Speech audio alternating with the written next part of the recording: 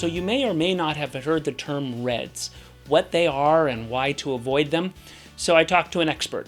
Brian Flint is a guide in Northern California. We were on the lower Sacramento River and asked him, okay, Brian, what are reds and what should we be doing about them? A red is basically a fish nest.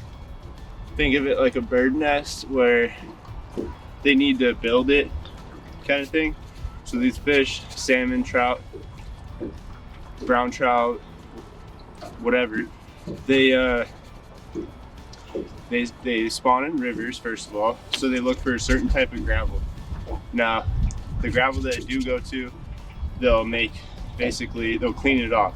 So a red is a piece of clean gravel that there's either fish on or it's just clean. The reason you want to avoid it is because, one, they're spawning. Two, you don't want to interrupt the process because it creates more fish and for future generations to enjoy.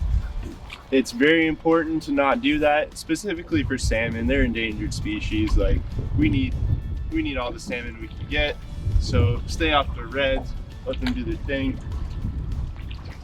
You're looking for clean gravel, you're looking for fish in shallow water on clean gravel that don't move, and you'll know.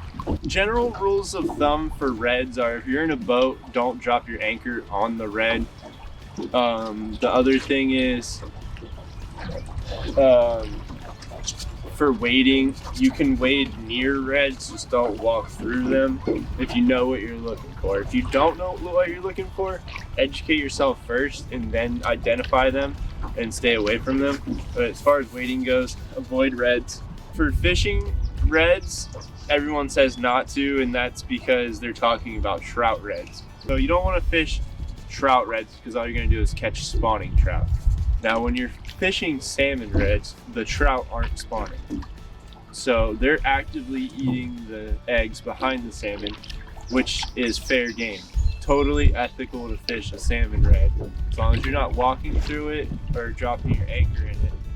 Very ethical to fish a salmon red for trout behind the salmon. For rainbow trout, springtime is the time to avoid wading for reds. In the fall, for brown trout and cutthroat trout, usually in later springtime as well. And that is guide Brian Flint. He does the Sacramento River as well as the McCloud and the Pitt River here in Northern California. Let us know. We'll put you in touch. Tons of great information. A really great guy, fun guy to be on the water with. And we can get you in touch with him. You can reach out. And we'll see you right here next time on the Backcast.